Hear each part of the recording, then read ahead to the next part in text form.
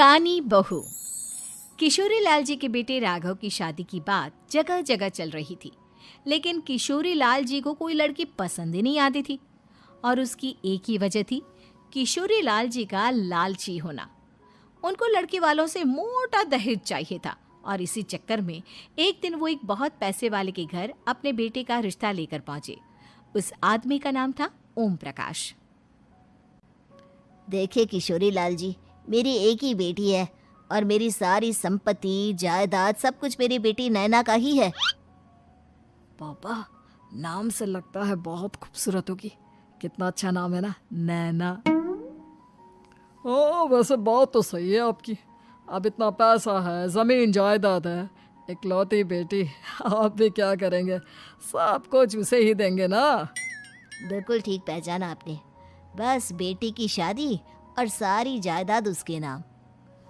पापा, बिना देखे हाँ कर दीजिए ना। इतना अच्छा रिश्ता फिर कहाँ मिलेगा? माला माल हो जाएंगे हम। मैं अपनी बेटी को बुलाता हूँ। अरे नहीं नहीं नहीं नहीं, आपकी बेटी का नाम नैना है, सुनकर ही लगता है बहुत सुंदर होगी। रहने दीजिए अंकल, मैं तो आपकी बेटी के नाम से ही इतना खुश हो गया हूँ कि उसे बिना देखे शादी करने को तैयार हूँ। अब तो मैं उसका चेहरा सीधे शादी के बाद ही देखूंगा। और इस तरह राघव नैना का चेहरा नहीं देखता और उससे शादी कर लेता है। शादी के बाद अपनी सुहाग रात पर जब राघव नैना का घूंघट उठाकर देखता है तो नैना की आंखें बंद थी। कितने खूबसूरत हो तुम नैना, जरा अपनी आंखें खोलकर मेरी तरफ देखो तो सही। नहीं, मुझे शर्म आती है। अरे, मैंने तुम्हें शादी से पहले भी नहीं देखा, और अब अगर तुम आंखें खोलकर मुझे देखोगी भी नहीं तो मुझे अच्छा कैसे लगेगा? इससे पहले कि नैना अपनी आंखें खोलकर राघव की तरफ देखती, अचानक से लाइट चली गई और राघव नैना को पूरी तरह से देख भी नहीं पाया। अगली सुबह नैना राघव के लिए नाश्ता बनाकर लेकर आई। अरे ये क्या, आधा पराठा सेका हुआ है और आधा बिल्कुल कच्चा। ये तुमने क्या किया नैना? बहू, तुमने क्या आधा पराठा तवे से नीचे लटका कर रखा था, जो आधा सेका है और आधा कच्चा? मुझे जितना दिखेगा उतना ही तो सीखूंगी ना पापा जी। जहाँ जहाँ मुझे नजर आ रहा था वहाँ मैंने सीख लिया, जहाँ जहाँ नहीं दिखा वहाँ कच्चा रह गया होगा। इसका क्या मतलब है? ये कैसा मजाक कर रही है तुम? अरे बहू, तुमने इतना लंबा घूंघट क्यों लगाया हुआ है? देखो, हमारे घर में बहुओं को बेटी की तरह रखा जाता है, और फिर तुम तो इतना सारा माल लेकर आई हो। देखो, ये घूंघट डालकर रखने की कोई ज़रूरत नहीं है। हाँ नैना, पापा जी ठीक कह रहे हैं, तुम तो आराम से रहो, अपना ही घर समझो। नैना अचानक से अपना घूंघट उठा लेती है। अरे ये क्या पापा, नैना की तो एक आंख फूटी हुई है। नाम से नैना, लेकिन ये तो कानी बहू निकली। मेरे साथ धोखा हुआ है, धोखा। बिना दिखाए अपनी कानी लड़की मेरे संग ब्याह दी। मुझे कानी बीवी नहीं चाहिए। मुझे अभी ओम प्रकाश जी से बात करनी पड़ेगी। आखिर उन्होंने मेरे साथ ऐसा किया क्यों? अरे, आप लोगों ने ही तो पापा से कहा था कि आप लोग शादी से पहले मुझे देखना नहीं चाहते। अब मेरे पापा पर क्यों इल्जाम लगा रहे हैं? अरे लेकिन उन्हें बताना तो चाहिए था ना कि तुम कानी हो, एक आंख से तुम्हें दिखाई नहीं देता। किशोरी लाल और राघव नाराज होकर ओम प्रकाश को अपने घर बुलाते हैं। पापा जी, ये आपने क्या किया? शादी से पहले बताया क्यों नहीं कि नैना की आंखों में परेशानी है? अरे, आप ही ने तो लड़की देखने से मना कर दिया था। और लेकिन आप बता तो सकते थे। आपको तो हमारी बेटी की प्रॉपर्टी चाहिए थी, वो भी पूरी की पूरी। अब क्या हुआ अगर उसे आधा दिखाई देता है?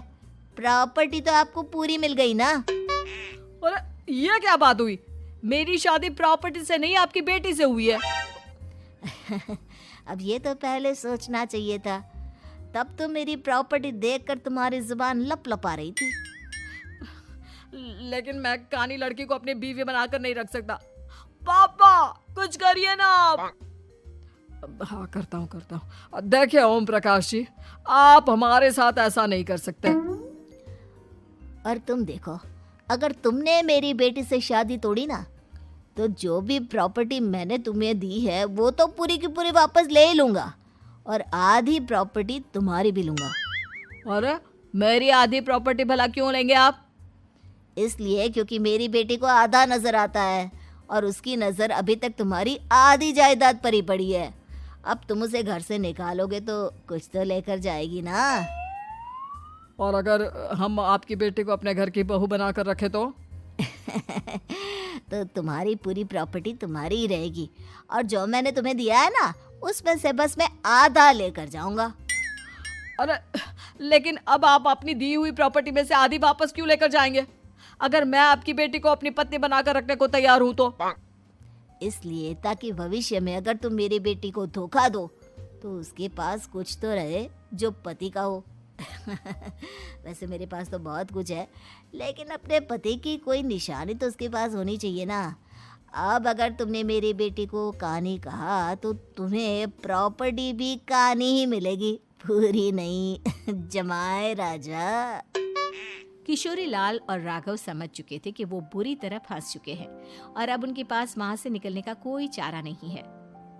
अब समझ में आया ना, लालच बुरी बला होती है।